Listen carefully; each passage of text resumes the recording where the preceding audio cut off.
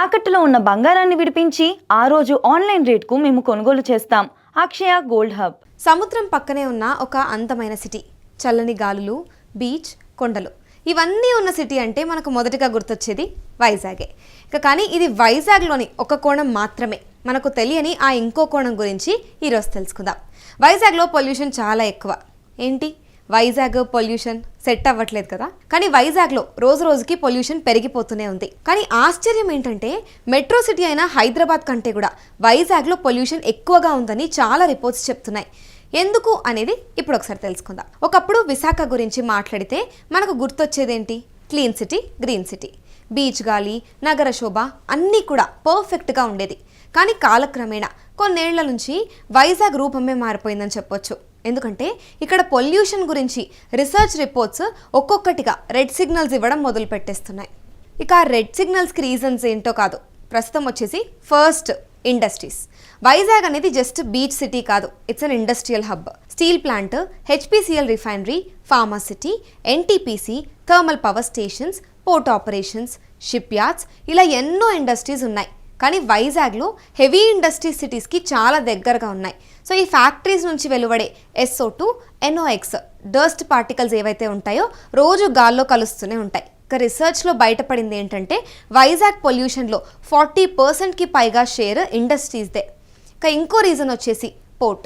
వైజాగ్ పోర్ట్లో రోజుకు వందల కొద్ది సరుకు లోడ్ అవుతాయి. ఇక దీంట్లో coal, iron ore, fertilisers, bulk cargo ఇవి అన్లోడ్ చేసేటప్పుడు వచ్చే కోల్ డస్ట్ అయి ఉండొచ్చు. ఇంకా ఇవి ట్రాన్స్పోర్ట్ చేసే డీజిల్ ట్రక్ ఎగ్జాస్ట్, కాగా హార్బర్లో పనిచేసే మెషినరీ ఇవన్నీ కూడా ఎయిర్ పొల్యూషన్కి యాడ్ అవుతూ ఉంటాయి. ఇక ట్రాఫిక్ ప్లస్ జియోగ్రఫీ ఇదైతే మెయిన్ పాయింట్. హైదరాబాద్ పెద్ద సిటీ కాబట్టి, కానీ రోడ్స్ అయితే వైడ్గా ఉంటాయి, ఫ్లైఓవర్స్ కూడా ఎక్కువగా ఉంటాయి. కానీ వైజాగ్ సిటీ చాలా చిన్నది. ఒకవైపు హిల్స్, ఇంకొక వైపు సీ. అంటే గాలి సర్క్యులేషన్స్ అనేది పర్ఫెక్ట్గా జరగదన్నమాట. సో పొల్యూటెడ్ ఎయిర్ ఒక చోటే ట్రాప్ అయిపోతుంది. ఇక ట్రాఫిక్ కూడా స్లోగా ఉంటుంది. డీజిల్ ఆటోస్, పాత బస్సెస్, ట్రక్ వరుసగా నడుస్తూ పొల్యూషన్ని పెంచేస్తూ ఉంటాయి. ఇక నెక్స్ట్ మెయిన్ రీజన్ వచ్చేసి thermal power plants.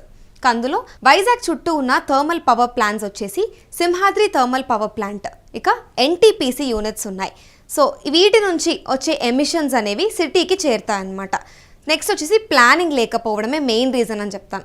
Vizag city ఫాస్ట్గా గ్రో అయింది, కానీ సిటీ ప్లానింగ్ అంతగా డెవలప్ కాలేదు.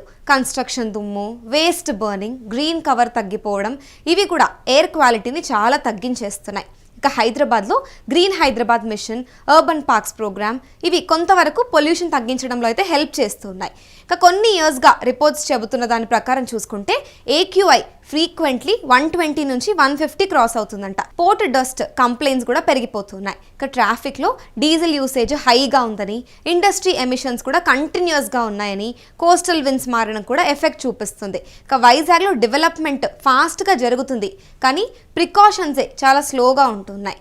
అందుకే హైదరాబాద్ కంటే కూడా వైజాగ్లో పొల్యూషన్ లెవెల్స్ కొన్ని రోజులుగా అయితే డబల్లో కూడా కనిపిస్తూ ఉంటాయి.